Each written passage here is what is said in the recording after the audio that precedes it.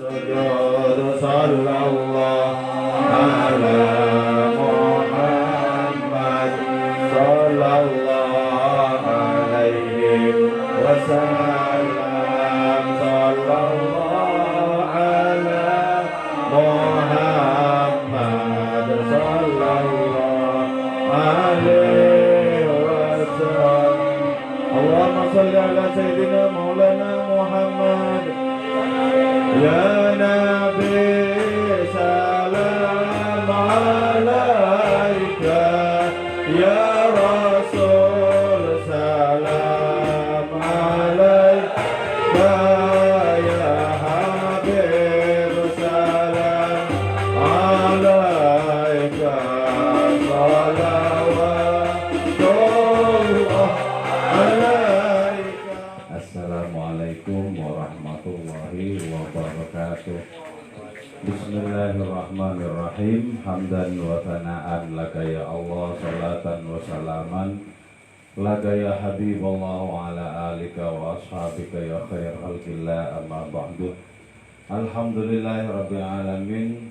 Kita berjumpa kembali dalam sebuah kajian yang kita harapkan bisa merupakan sarana kita menyelam ke kedalaman, kemuliaan dan keagungan Kanjeng Nabi Muhammad Sallallahu Alaihi Wasallam. Pada malam hari ini kita akan membicarakan tentang siapa sebenarnya beliau itu. Bait yang akan saya bahas berkaitan dengan adanya perumpamaan. Jadi beliau diumpamakan sebagai permata. Walaupun sebenarnya tidak ada perumpamaan yang pas dengan Kanjeng Nabi itu, karena beliau satu-satunya keindahan yang paling top, satu-satunya keindahan yang paling tinggi.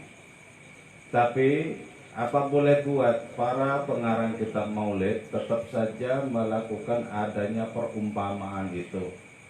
Sebagaimana yang sangat populer kita kenal dalam kitab Dibak, yaitu disebutkan anta syamsun, anta badrun, engkau adalah matahari, engkau adalah purnama raya. Nah, tetap saja perumpamaan itu tidak bisa dielakkan, walaupun dalam konteks ini sesungguhnya Nabi diumpamakan dengan sesuatu yang lebih rendah. Itu matahari jauh lebih rendah dibandingkan Nabi, rembulan lebih rendah dibandingkan dengan Nabi. Cuma agar tidak beku adanya sosok yang terindah itu, maka tetap dilakukan adanya perumpamaan. Tetap. Jadi perumpamaan di sini ini dalam rangka menjulangkan sang Nabi dengan apapun yang dijadikan objek umpama itu. Nah, di dalam kitab Burdah itu disebutkan fadurru yazdadu husnan wa huwa muntazimun. Jadi Nabi diumpamakan sebagai permata. Nah, permata ya, walaupun permata yang paling langka, yang berwarna merah misalnya, itu walaupun sangat mahal, tapi tetap ada harganya. Beda dengan Nabi. Nabi itu tidak bisa dihargai oleh seluruh kemewahan dunia dan akhirat. Tetap jauh lebih mahal Nabi, tak terjangkau oleh harga apapun. Karena beliau merupakan personifikasi dari keindahan sekaligus keagungan Tuhan. Cuma agar bisa menjadi cair pembahasan tentang Nabi itu, maka tidak boleh tidak adanya perumpamaan itu diungkapkan juga. Nah, fadurru yazdadu husnan, adapun permata itu akan bertambah menjadi kelihatan indah, wa huwa muntazimun, sementara permata itu dijadikan untayan kalung, dijadikan untayan gelang atau perhiasan perempuan yang lain. Jadi permata misalnya ya, sendiri itu indah, tapi akan menjadi tampak indah ketika dijadikan untayan perhiasan kaum perempuan itu. Sama ya, Nabi kita itu indah. Beliau adalah makhluk yang paling puitik, paling estetis, indah. Tapi akan menjadi tampak lebih indah ketika diungkapkan dengan bahasa nadhoman. Bahasa nadhoman. Bagi orang yang memiliki cita rasa bahasa Arab yang bagus gitu ya. Maka nadhoman tentang keindahan, tentang keterpujian Nabi itu terasa memiliki kekuatan untuk mencengkram emosional spiritual kita. Emosi spiritual kita akan terasa mencengkram. Karena itu ya, kalau di dalam kitab Simtud Dora itu disebutkan taswiqon lisami'in. Itu cerita tentang Nabi yang diungkapkan dengan kalimat yang indah, itu bisa menumbuhkan kerinduan bagi para pendengarnya. Tapi min khawasil mu'minin, dari kalangan orang-orang beriman yang istimewa. Jadi dibaca riwayat-riwayat tentang Nabi itu akan menumbuhkan kerinduan. Menumbuhkan kerinduan. Apalagi bacaan-bacaannya itu terdiri dari nadhoman seperti burdahnya Imam Busiri yang terdiri dari 160 bait nadhoman. Jadi sedemikian terjaga ya, sedemikian terjaga nadhoman dari awal sampai akhir itu. Walaupun tidak terdiri dari idiom-idiom yang mudah, tapi idiom-idiom yang sulit, namun terkesan betapa sangat sedapnya bacaan-bacaan di dalam kitab burdah itu. Terus di dalam kitab-kitab burdah yang lain misalnya terdiri dari prosa. Jadi ada sebagian nadhoman, ada sebagian prosa. Tapi prosanya itu sedemikian kuat rimanya. Contoh ya, kalau di dalam kitab Dibat, Alhamdulillahil qawiyil ghalib al-waliyyid talib al-ba'ithil warithil manis salib alimil kaini wal ba'ini wal za'ili wal zahib yusabihul afil wal ma'il wal tali wal gharib wa yuwahidun natiq wal samit wal jamid wal za'ib yadribu bi'adli sakinu wa yaskunu bifadlihi dharib la ilaha illallah. Jadi jadi ini isinya itu sangat memukau, ungkapannya juga memukau, sehingga menjadi sempurna berkelindan antara isi dengan ungkapan. Ini padahal tidak terdiri dari nadhoman, prosa. Tapi prosanya itu juga merupakan prosa pilihan. Kalau di dalam kitab Simtud Duror misalnya ya, Alhamdulillahil qawiyyu sultanu al-wadhihi burhanu al-mabsuti fil wujudi karamuhu wa ihsanu ta'ala majduhu wa 'azuma sya'nu. Terus berikutnya ganti khalaqal khalqal hikmah wa tawa 'alaiha ilma wa basata lahum min fa'idil minnati ma jarat bihi fi aqdarihil qismah. Mah. Asik. Nah, karena itu ya, orang yang memiliki kekuatan cita rasa bahasa Arab itu bisa sangat menikmati mengunyah kalimat-kalimat itu. Jadi karena itu kemudian menjadi paralel dari adanya keindahan Nabi sampai keindahan pengungkapan tentang Nabi itu. Kalau secara lahiriah teks dan batiniah makna di dalamnya berkelindan, apalagi ditambah satu segi lagi, yaitu keindahan jiwa yang mencernanya, maka ada trilogi keindahan. Dan di situ kemudian orang itu merasa puas mengunyah kalimat-kalimat dan makna-makna tentang keindahan dan keagungan Nabi kita. Jadi karena itu ya, dilukiskan bahwa Syekh Ja'far Al-Barzanji itu termasuk di antara trilogi itu ya, satu dari 3 segi gitu ya, yang sangat ini. Ketika beliau itu wafat, maka orang-orang yang mau memandikan itu merasa mayat beliau itu berat sekali. Tapi ketika dibacain sholawat itu menjadi ringan. Nah, setelah dimandikan, disolat, dikafani, disolati, berat lagi. Tapi ketika dibacain sholawat dan diterbangin, maka jasad itu berangkat sendiri kemana kuburannya sudah menunggu. Jadi itu karena bagian dari trilogi itu loh, trilogi. Kalau kita menjadi bagian dari trilogi, sesamar apapun spiritualitas kita, maka dapat dipastikan bahwa yang akan mentalkin kita ketika kita mau berpindah dari dunia yang fana ini ke alam barzakh itu Rasulullah. Kalau beliau yang mentalkin kita, lolos kita ya, lolos.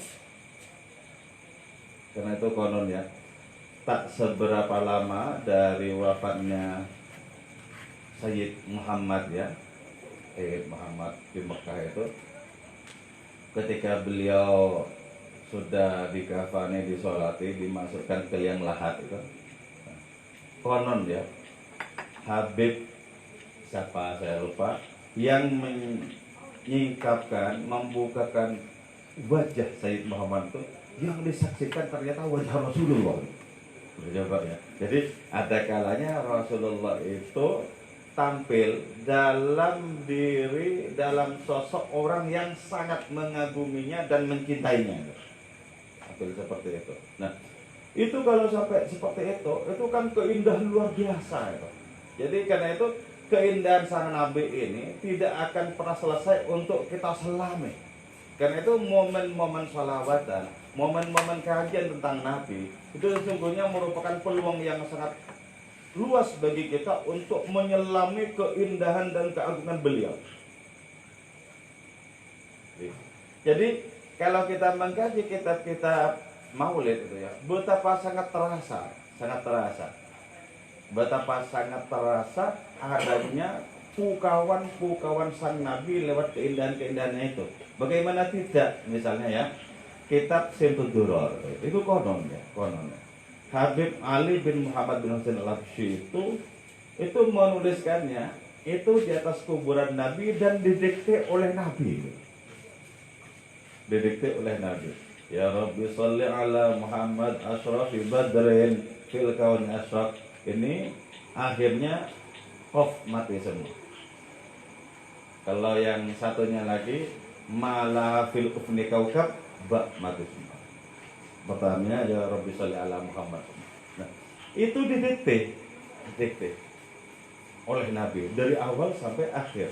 Nah, kitab Burdah memang tidak didikte, tapi ada separuh bait yang merupakan sabda Nabi. Itu merupakan saksi ridho Nabi terhadap kitab-kitab Maulid itu. Nah, itu pentingnya bahwa beliau itu diungkapkan tidak saja dengan kalimat yang indah, tapi dengan adanya ridho Nabi terhadap penulisnya itu. Saya dulu berpikir, sebenarnya saya bisa menulis kitab Maulid dengan bahasa Arab ya. Nah, tapi kan pertanyaannya, loh nanti siapa yang mau mengamalkan coba? Iya, kalau seperti Barzanji, Diba, Simtud Duror, ada yang mengamalkan karena penulisnya memang sudah tenggelam di dalam kecintaan kepada Nabi. Tapi kalau hanya sekedar keindahan kalimat, keindahan rima, itu misalnya seperti itu. Lah, iya nanti kalau tidak sedalam mereka dalam menyelam keindahan Nabi, apa bisa ada orang yang mengamalkan? Jangan-jangan hanya ditulis untuk dianggurkan. Jadi karena itu kitab-kitab seperti itu kitab-kitab yang ampuh karena penulisnya menjadi trilogi dari adanya keindahan itu, keindahan Nabi, keindahan karya kitab Maulid itu, dan keindahan pengarangnya sendiri itu. Tapi walai sayang kusukotron wairamun ini. Tapi Nabi itu juga tidak berkurang keindahannya hanya karena tidak diungkapkan dengan bahasa nazam. Misalnya kitab sirah ya. Nah, kitab sirah itu kan nggak nazam, nggak menjaga rima, tapi mengalir begitu saja sebagai catatan sejarah tentang beliau. Nah, itu tidak mengurangi keindahan Nabi. Jadi diuntaikan dengan nazaman itu menambah keindahan, tidak diuntaikan dengan kalimat nazaman tidak mengurangi keindahan Kanjeng Nabi. Jadi ya, PR kita dalam hidup ini apa? Merasakan keindahan beliau di atas seluruh keindahan yang lain. Baru ketika kita merasakan seperti itu, kita termasuk min khawasil mu'minin, termasuk orang-orang beriman yang istimewa. Jadi kalau diperdengarkan kepada kita lantunan sholawatan, muncul kerinduan, maka kita termasuk min khawasil mu'minin. Sebab apa?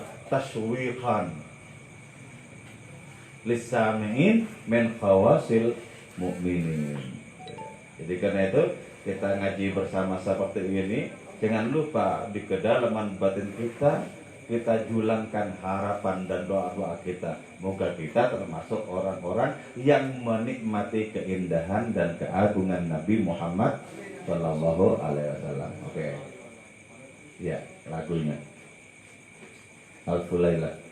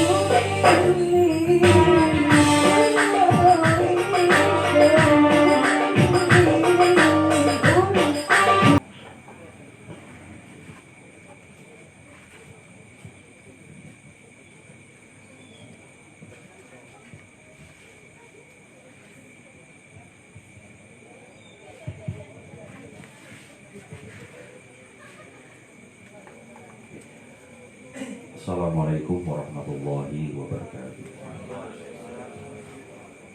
Alhamdulillahirabbil alamin, hamdasyakiri hamdanaimin.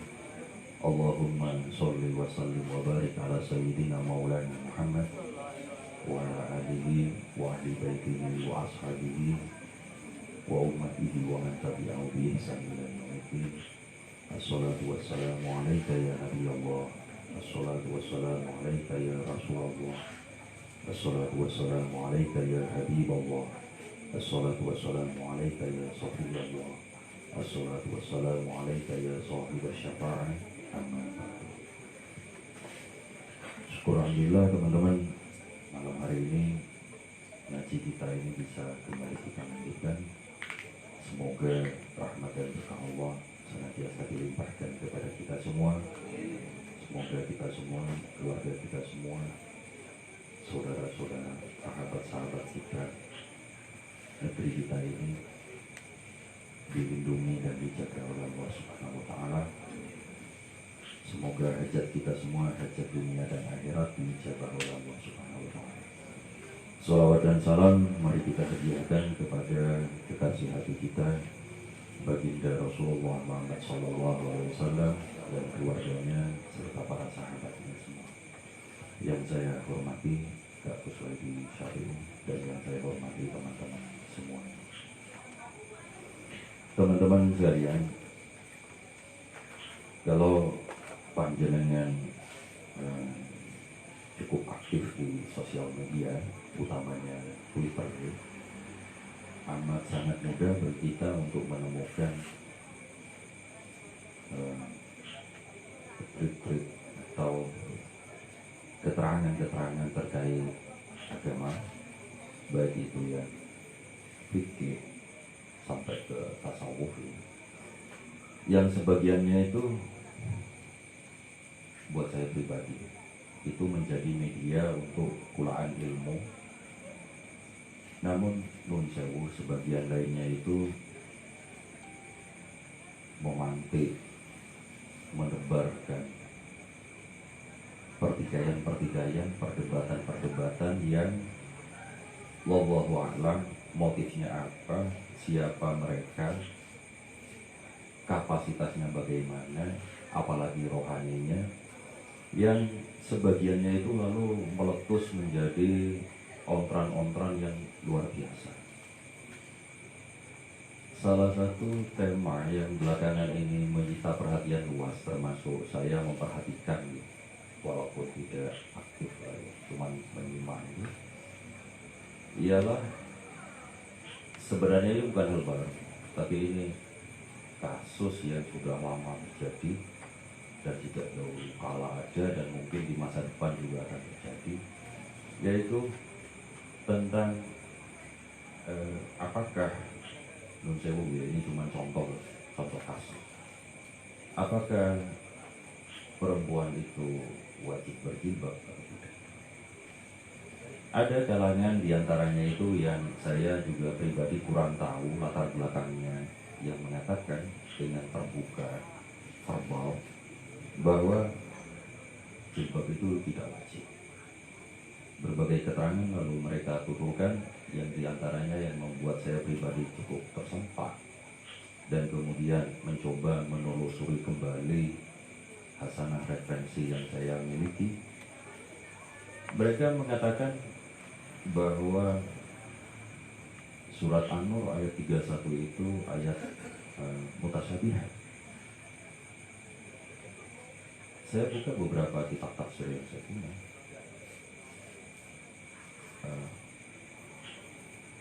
Nampaknya di masa sekarang kita itu dapat dikatakan bukan kok kekurangan ilmu.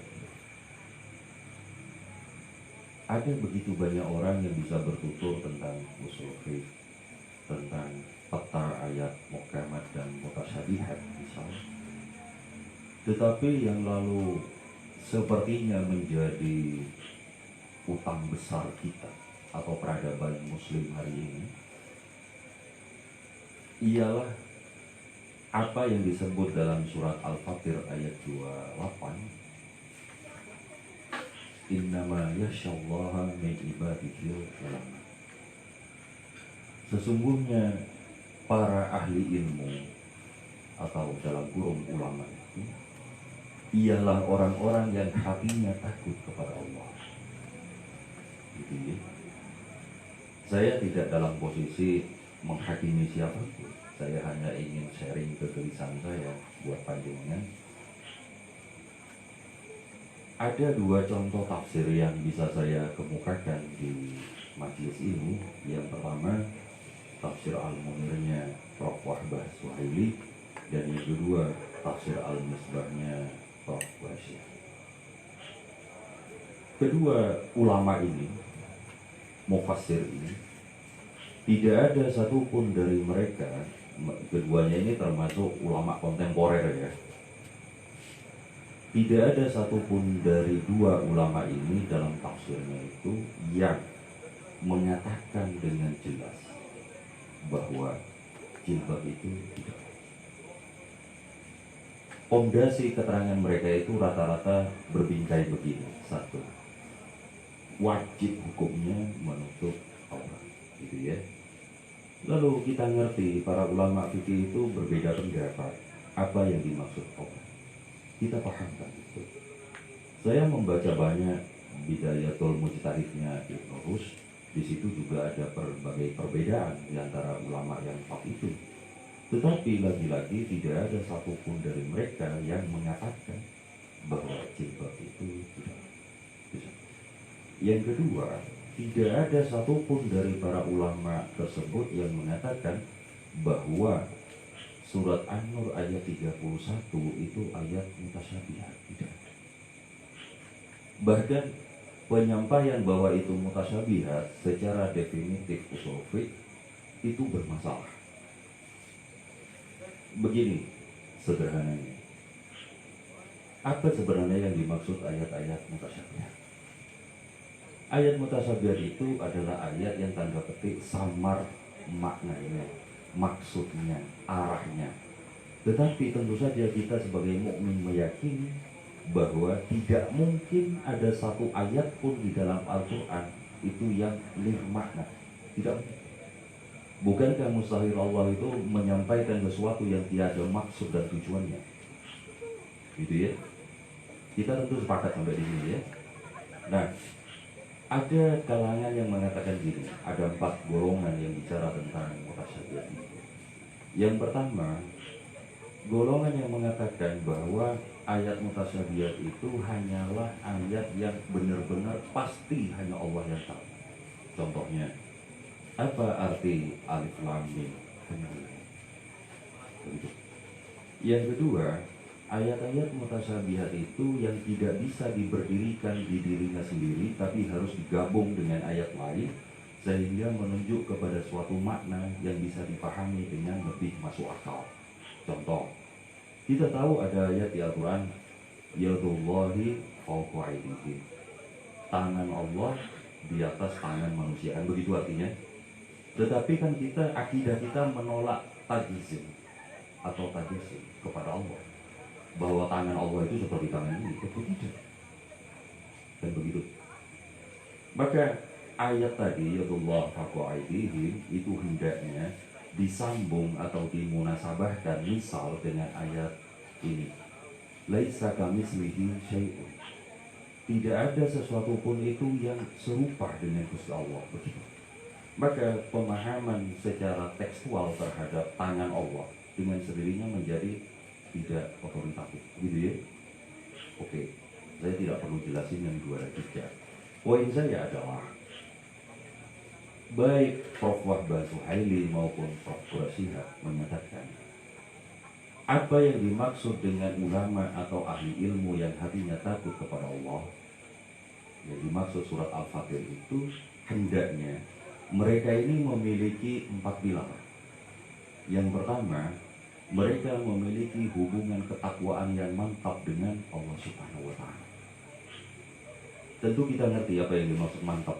Kira-kira tidak menyepelekan sholat tahajud dan begitu. Tidak kok banyak beralasan bahwa puasa Senin Kamis itu kan hanya sunnah. Tentu orang yang hatinya mantap dalam bertakwa kepada Allah tidak akan pernah mengatakan, itu kan hanya sunnah. Bagaimana mungkin hati kita yang takut sama Allah, cinta sama kanjeng Nabi, berani mengatakan kepada Allah, kepada kanjeng Nabi? Mustahil. Dan begitu. Ini satu. Yang kedua, mereka ini memiliki ketawaduan yang luar biasa kepada sesama, memiliki akhlak karimah. Dan yang ketiga, mereka ini memiliki kezuhudan, jiwa yang zuhud, memiliki jiwa yang zuhud. Yang keempat, mereka ini memiliki mujahadah ataupun riyadhah. Maka teman-teman sampai di sini, kiranya wajar kalau kemudian muncul pertanyaan di diri kita terhadap lontaran-lontaran yang kontroversial seperti tadi itu, apakah pernyataan yang seolah otoritatif secara usul fiqh mutasyabihat itu benar-benar lahir dari hati yang takut kepada Allah, ataukah ini tidak lebih seperti yang dikatakan oleh surat An-Nur, innal ladzina yuhibbuna an tasyi'al fahisata fil ladzina amanu lahum adzabun alim fid dunya wal akhirah. Karena uzulan dari kalau sampai begitu.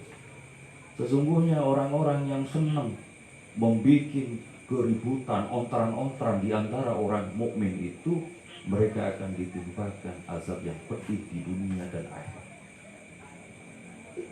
Karena uzubillah kalau sampai seperti itu. Gitu ya.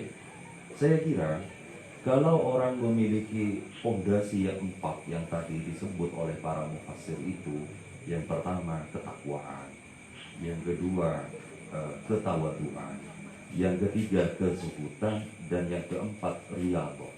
Riyadhah itu amaliyah solehah, gitu ya. Amaliyah solehah yang benar-benar amaliyah.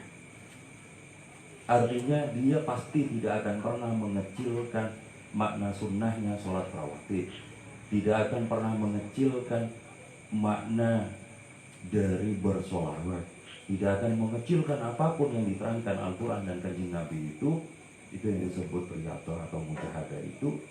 Pastilah mereka itu akan menyampaikan keterangan-keterangan yang jauh dari apa yang dimaksud dengan tasyi al-fahisah, menimbulkan ontran-ontran, menimbulkan sikap saling benci di antara sesama.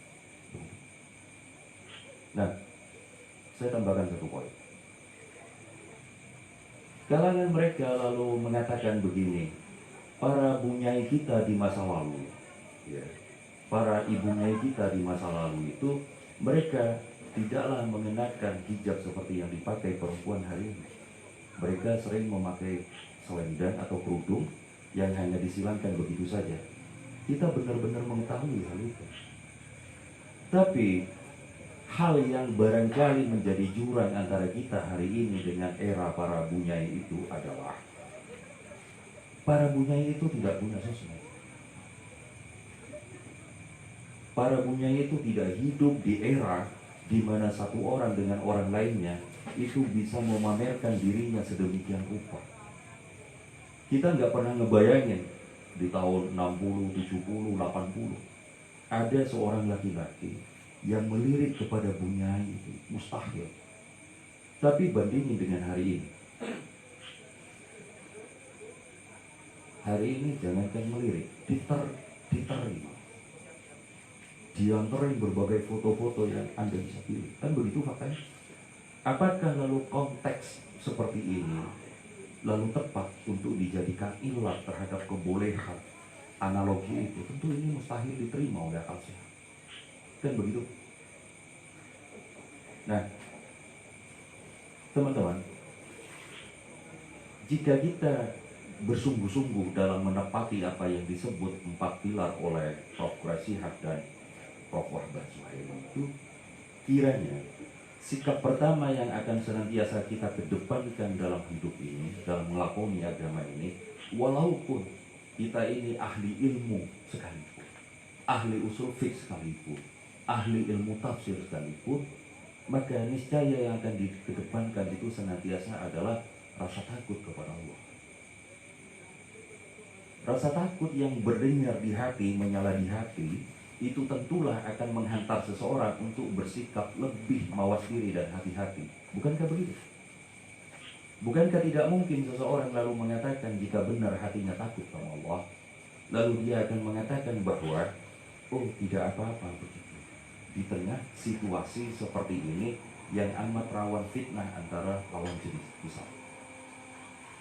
Ini saya kira hal-hal prinsip yang seyogyanya menjadi permenungan setiap kita.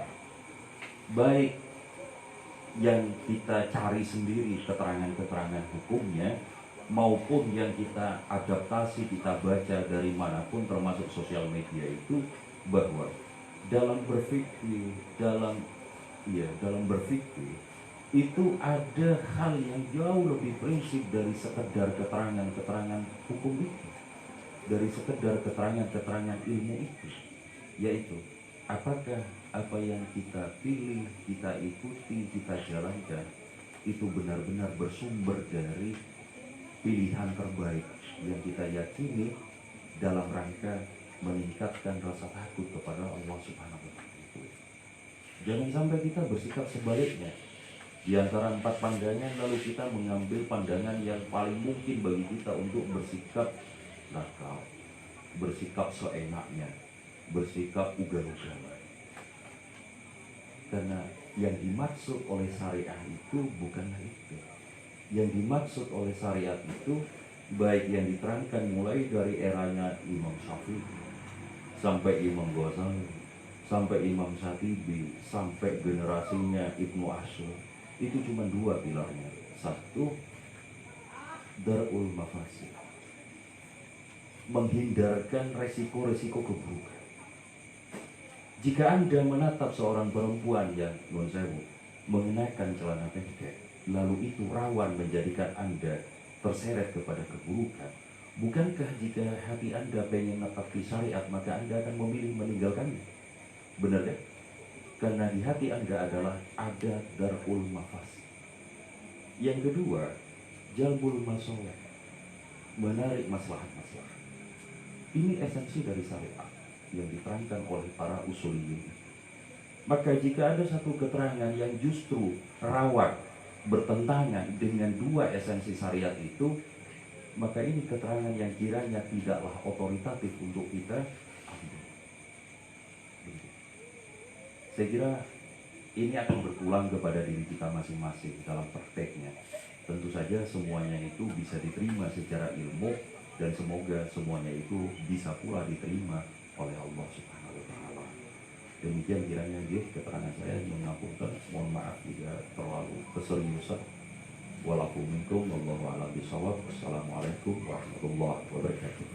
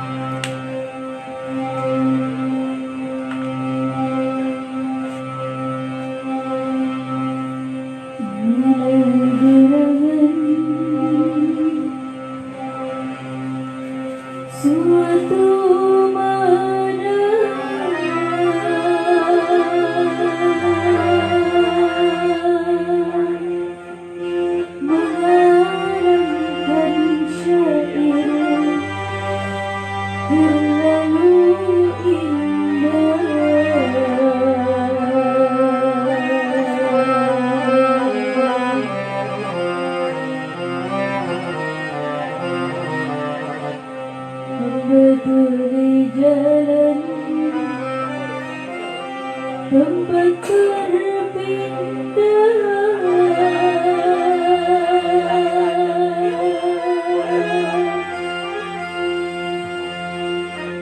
di sana ittifaq di berbeda.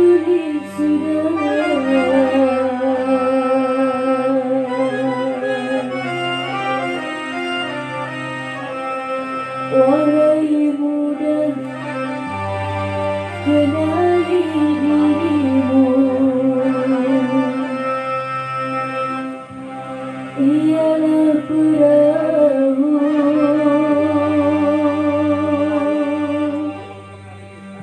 tamsil tubuhmu yang adalah berapa hidupmu ke akhirat jua kekal diammu yang adalah berapa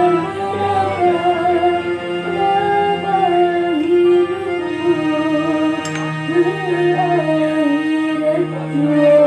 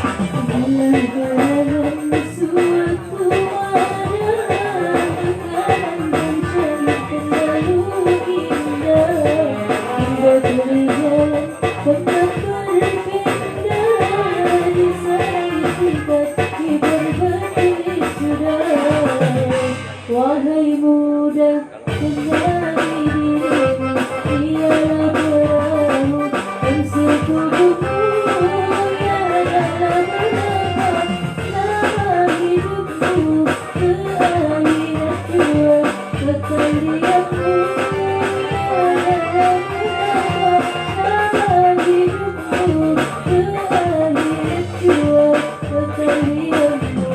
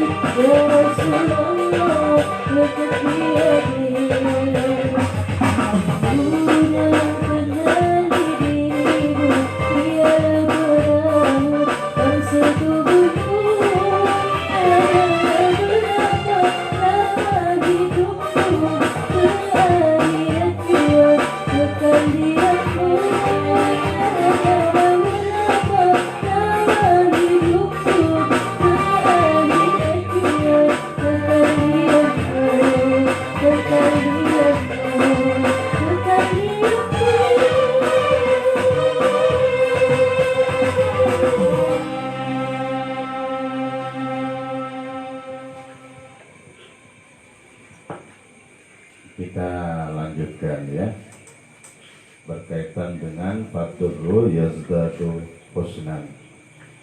Nah,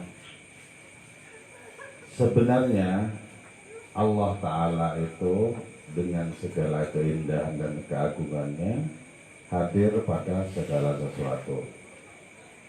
Tapi mata-mata yang kelilipan oleh segala sesuatu yang lain pasti gagal untuk menemukan keindahannya. Sebagaimana mata orang kafir yang gagal untuk menemukan keindahan Nabi Muhammad Sallallahu Alaihi Wasallam. Jadi ada dua macam mata, mata lahiriah dan mata batiniah.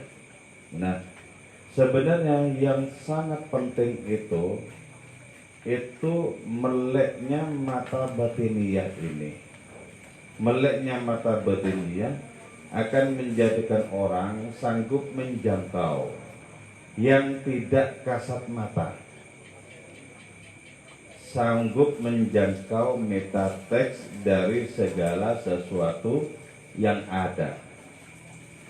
Nah, hadis yang menyatakan bahwa innallah jamilun itu hadis yang lahir dari Kanjeng Rasul, yang mata batinnya sangat tajam dan sampai menyaksikan keindahan Allah Subhanahu wa taala.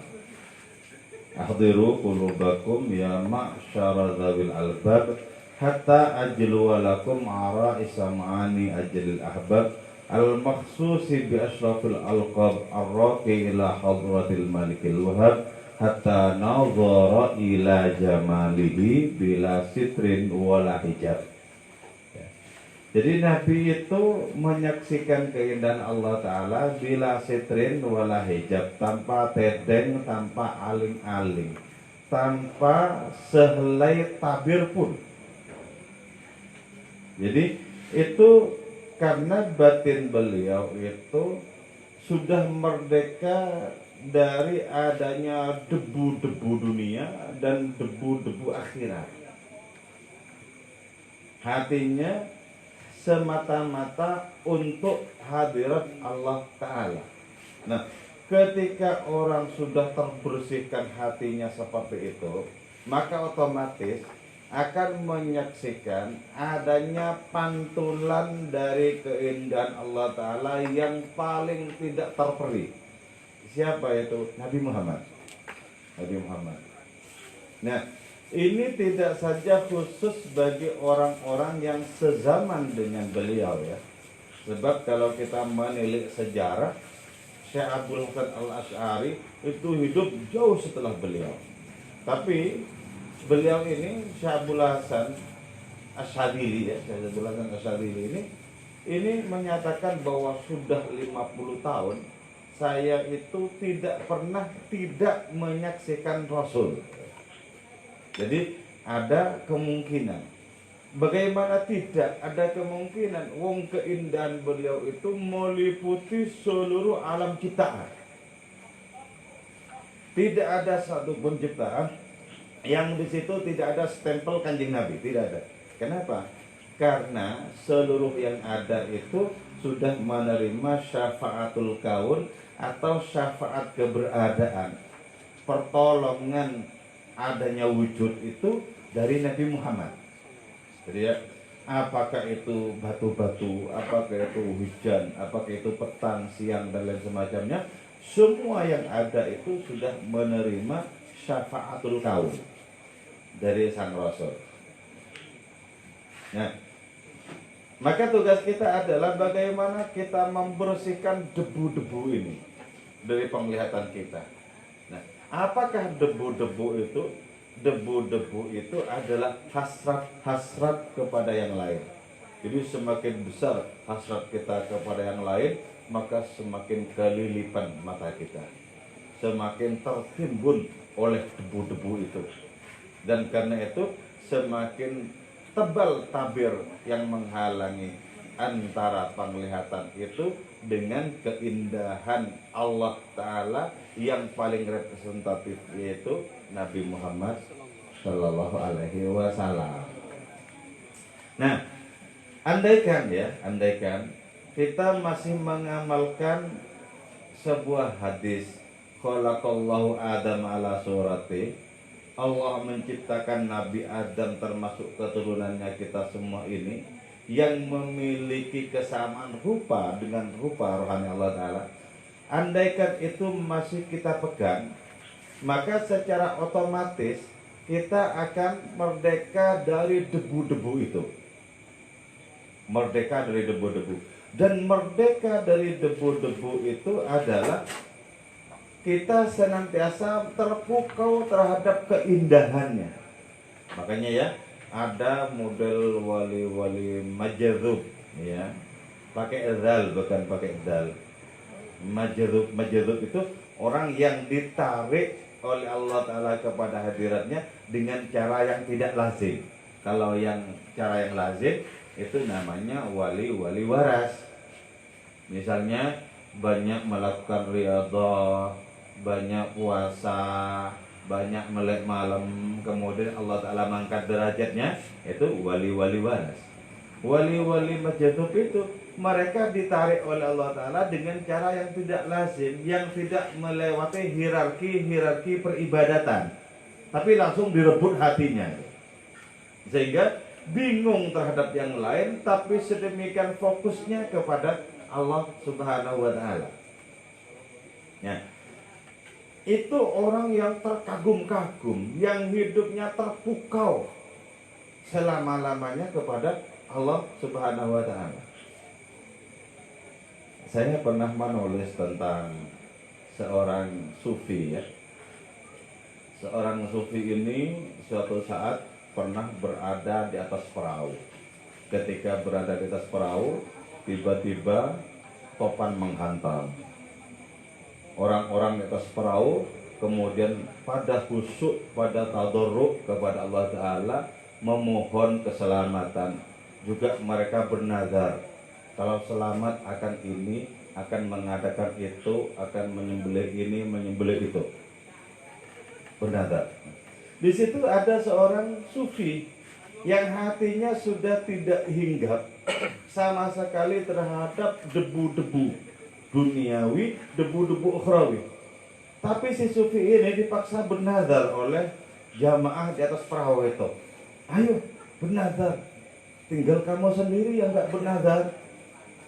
Si sufi ini kemudian bernazar, baiklah, karena dipaksa aku bernazar, kalau nanti kita semua selamat sampai di pantai, maka aku tidak akan memakan daging gajah. Itu bukan nazar. Memang siapa yang mau makan daging gajah? Itu bukan bernazar. Ini hatiku digerakkan seperti itu oleh Allah, kemudian dikeluarkan lewat lisanku. Ya itu adanya. Aku tidak bisa bernazar apalagi. Kok aku sudah tidak memiliki ketertarikan terhadap debu-debu kehidupan ini kok. Baiklah, perahu itu terus dihempas oleh topan, tapi akhirnya ke pinggir. Nyampe di pinggir pantai, pecah perahu itu. Tapi orang-orang sudah bisa menyelamatkan diri ke pantai. Nah, itu pantai tak berpenghuni, pantai yang tidak dikenal. Dan orang-orang perahu itu melihat ke barat, ke timur, sepanjang mata melihat, tidak pernah menyaksikan ada perkampungan. Mereka bingung di situ, duduk di situ selama 8 hari. Karena sudah lama sekali tidak makan, perbekalannya sudah habis, maka mereka dicekam rasa lapar. Ketika rasa lapar itu mendera dengan sempurna, ada kemudian mendekat ke situ anak gajah, ditangkap kemudian. Anak gajah ini ditangkap karena sudah mereka buas didera oleh lapar itu. Anak gajah sekalipun kemudian disembelih dan dimakan. Pada makan semua. Nah, si sufi itu ditegur, ayo makan. Lah kan saya sudah bernazar tidak mau makan daging gajah. Dalam kondisi darurat, yang haram itu dibolehkan, kata usul fikih. Enggak mau aku. Hari ini aku tidak tunduk usul fikih. Tetap enggak dihiraukan. Sudah yang lain pada makan, pada kenyang. Ketika sudah kenyang, mereka dirundung kantuk sebentar lagi, kemudian tertidur. Ketika orang-orang itu tertidur, datang itu induk gajah dan menemukan anaknya sudah menjadi tulang belulang, dagingnya sudah disantap. Maka setiap orang yang tidur itu dicium mulutnya sama induk gajah itu. Dan ketika tercium bau anaknya, diinjek, dibunuh masing-masing orang itu. Sampai seluruh jemaah perahu itu dibunuh oleh induk gajah itu. Nah, ketika mencium si Sufi ini tidak ada. Bau anaknya itu tidak ada. Nah, si Sufi ini kemudian dipersilahkan oleh induk gajah untuk naik ke punggungnya dengan apa? Dengan menggerakkan belalainya. Tidak paham si Sufi. Karena tidak paham, gajah ini kemudian mengangkat kakinya. Oh, maksudnya aku disuruh naik, kata Sufi. Naiklah kemudian ke punggung gajah dan berlari sekencang-kencangnya. Ketika subuh sudah tiba, sampai di perkampungan. Ada banyak rumah, ada banyak pepohonan, ada banyak tanaman di situ. Kemudian memberikan isyarat untuk turun. Maka si Sufi ini kemudian turun dari punggung gajah itu. Di saat itu dikerubungi banyak orang. Dikerubungi banyak orang. Dan ditanyakan, ada apa, ada peristiwa apa. Ternyata si Sufi ini tidak paham bahasanya kaum di situ. Tidak paham. Karena pahamnya bahasa Arab. Itu entah bahasa apa. Lalu kemudian ada si penerjemah. Ada penerjemah, baru terjadi kemudian komunikasi. Dari mana? Dari pantai. Pantai mana? Di sana ciri-cirinya begini. Jauh itu. Terus orang-orang pada tanya di situ. Kamu tahu nggak? Jarak dari sini ke pantai yang kau sebut itu? Nggak tahu. Itu jaraknya adalah 8 hari 8 malam perjalanan. Sementara gajah itu nggak ada 1 malam tuh. Nggak ada. Nah, yang saya ingin katakan apa? Si Sufi ini betul-betul merdeka dari keterpukauan dunia. Ini kita ingat kemudian kepada ayat tentang Nabi Musa. Fa khala'na 'alaik innaka bil wadil muqaddasi tuwa. Copotlah kedua terompahmu, kedua sandalmu. Engkau sekarang berada di lembah suci bernama Lembah Tua. Apa makna copot kedua terompah itu? Nah, di dalam Araisul Bayan, di dalam kitab tafsirnya Syekh Rusbihan, di dalam tafsirnya Ibnu Arabi juga itu disebutkan, copot kedua terompahmu adalah copot debu-debu dunia ini, copot pula pamrih-pamrih akhirat nanti.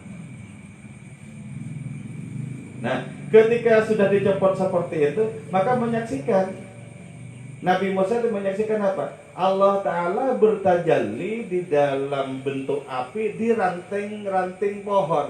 Aneh, ranting pohon itu dihinggapi oleh api tapi tidak terbakar. Itulah api ilahi, tajalli ilahi. Jadi menyaksikan seperti itu karena sudah betul-betul mencopot kedua terompah dari debu-debu dunia, dari debu-debu akhirat. Itu pula yang menjadikan Syekh Abdul Qadir Jailani sebagaimana Rasulullah SAW tidak terhinggapi oleh lalat. Jadi Syekh Abdul Qadir itu ya, jangankan kulitnya gitu ya, bajunya nggak pernah dihinggapi lalat gitu. Walaupun katakanlah sekarang musim hujan, musim lalat gitu, nggak pernah dihinggapi lalat, nggak pernah. Nah, ketika ditanya bagaimana Syekh, jenengan kok tidak dihinggapi lalat? Ayu syai'in ya'malu dzubab. Apa memang pekerjaan lalat itu kan? Ma indi syai'un min dibsid dunya wala asalil akhir. Aku sama sekali tidak menyimpan gula-gula dunia dan madu akhirat, sehingga tidak ada korelasi antara hidupnya lalat dengan diriku. Kalau kita akan tidur, wah, kata puisinya Gusmus ya. Wajah kita dijadikan tempat bermain oleh lalat-lalat itu. Nah, ketika penglihatan seperti itu pasti betul-betul merasakan keindahan sang Nabi, meliputi seluruh keindahan yang lain. Pasti menyaksikan keindahan Allah Ta'ala bila sitrin wala hijab. Adapun terhadap keagungannya, maka ya sejenak saja manusia menyaksikan keagungan Allah Ta'ala, di saat itulah akan hancur. Akan hancur. Ini ya, perbedaan antara kondisi spiritual di Mekah dan Madinah. Kalau di Madinah itu kita merasakan keteduhan, ketentraman, berat sekali untuk meninggalkannya. Tapi kalau kita sholat di Mekah di depan Ka'bah, lagi gentar terhadap keagungan Allah Ta'ala, tak terperikan. Jadi kalau di Madinah itu tenang, tentram, karena pengaruh Nabi sebagai rahmatan lil alamin. Dulu ketika saya pertama kali umroh itu, kalau nggak punya anak istri rasanya mau menggelandang aja di Madinah bertahun-tahun tak sampai kapan. Ya enak sekali tidur bersama para baduy di Nabawi itu, ya enak sekali. Enak sekali. Jadi pengaruh dari keindahan Kanjeng Rasul. Sebab apa? Kulul anbiya khuliqu minar rahmah. Seluruh nabi itu diciptakan rahmat. Wa nabiyuna Muhammadun sallallahu alaihi wasallam huwa ainur rahmah. Nabi kita adalah inti dari rahmatnya Allah Taala itu. Inti dari rahmatnya. Jadi berarti tugas kita itu apa? Membebaskan penglihatan batin dari debu-debu dunia ini dan debu-debu akhirat nanti. Siapa bilang akhirat tidak berdebu? Karena apa? Karena masih ada pemberi akhirat. Pemberi akhirat. Ada surga yang di bawahnya mengalir sungai-sungai. Ada sungai susu, ada sungai madu, ada sungai arak loh ya. Jadi yang sekarang tertahan untuk minum arak, di sana nanti malah jadi minuman kebanggaan. Jadi arak. Ada sungai yang jernih dan airnya tidak berubah. Ada 4 macam sungai seperti itu.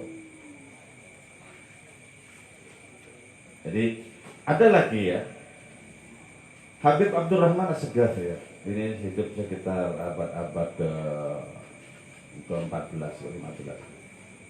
Ini orang ini kalau membaca ayat-ayat tentang surga langsung bisa menyaksikan surga. Itu baru salah satu keturunan Nabi. Kalau Nabi langsung masuk surga dari hidup di dunia itu. Karena itu Nabi bersabda, kalau aku kangen surga, aku mendatangi anakku Fatimah dan aku cium tangannya. Kenapa? Karena Siti Fatimah itu hasil dari buah-buahan surga.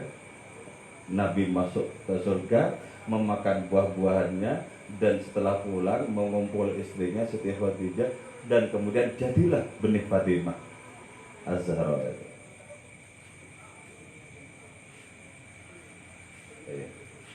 Ketajaman penglihatan.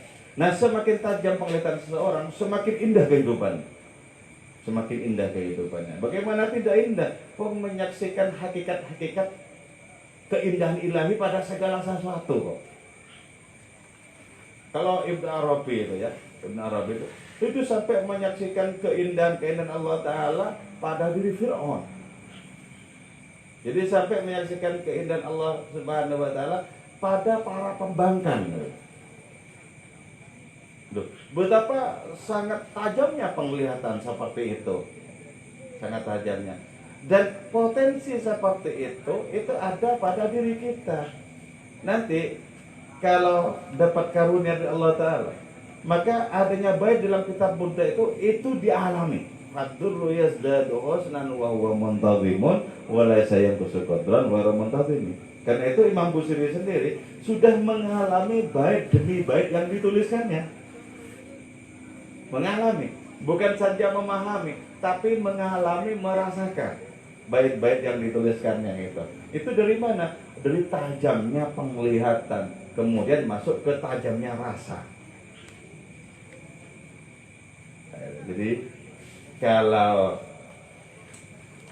di dalam konteks spiritual seperti ini, rasa-rasanya tidak ada yang disebut sebagai Islam kafah itu. Kalau secara ilmu pengetahuan teoritiknya ada, tapi kalau kafah secara rasa, mana mungkin dong. Abu Bakar yang paling dekat Kanjeng Nabi saja masih jauh jaraknya dengan Kanjeng Nabi kok dalam perkara rasa itu. Emangnya semudah membuat tema seminar ya, bagaimana mewujudkan Islam kafah. Kafah-kafahan ya.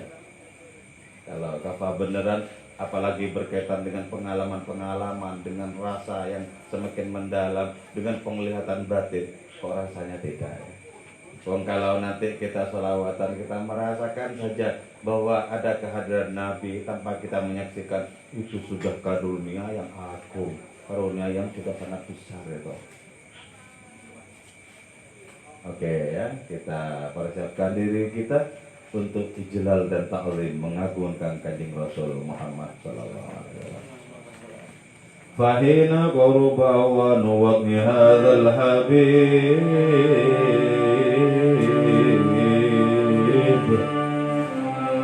Fahina qaruba wa nuwaqni hadzal habib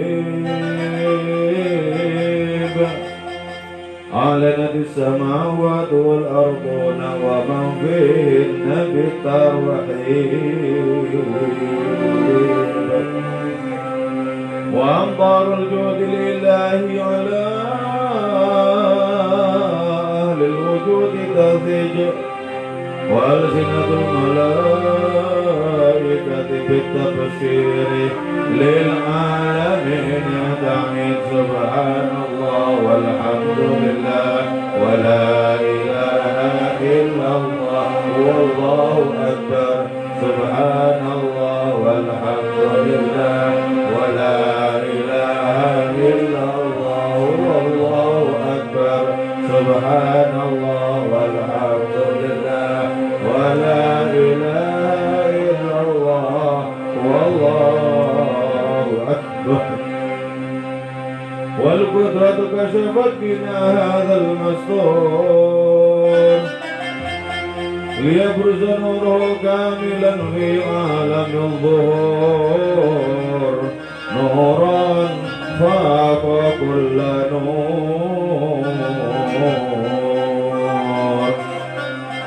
وأنفذ الحق حكمه على من أتم الله عليه النعمة من خواص الأمة أن يحضر عند وليه أمة كنيسا لجنابها المسعود ومشاركة لها في هذا السماط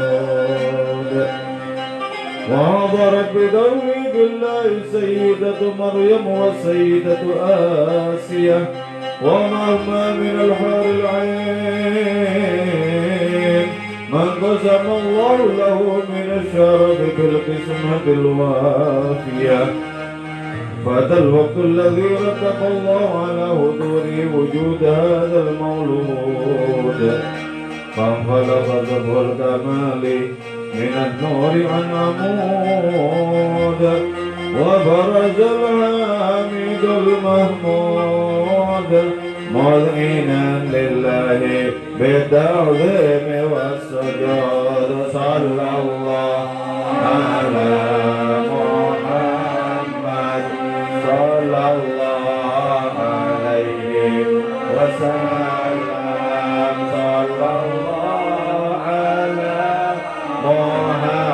محمد صلى الله عليه وسلم اللهم صل على سيدنا مولانا محمد يا نبي سلام عليك يا رسول سلام عليك يا حبيب سلام عليك صلوات الله عليك يا نبي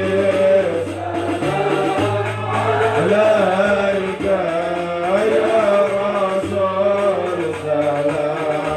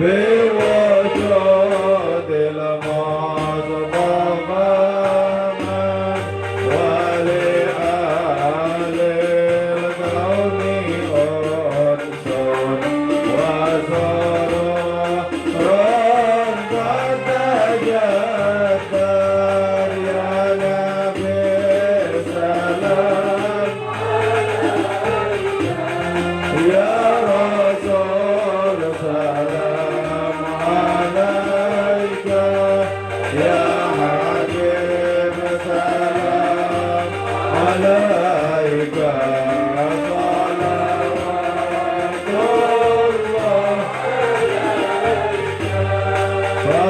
فاضربوا يا أهل المزاني وازداروا اليوم نبرد وسبحوا بجمال المقابل حسن تبرد يا نبي سلام يا رسول سلام عليك يا حبيب سلام عليك صلوات الله مرحبا ولنا البشرين مرحبا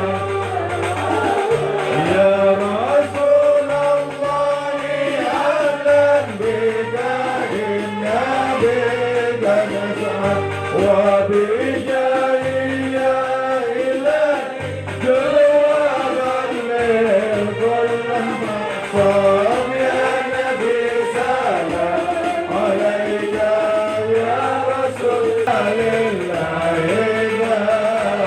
طلع البدر علينا من ذرية الوداع وجب شكره ما دعا لله إذا مرحبا يا مرحبا يا نور عيني مرحبا جد الحسين مرحبا مرحبا مرحبا ومرحبا يا نور عيني مرحبا جد الحسين مرحبا مرحبا صلى الله على محمد صلى الله عليه وسلم صلى الله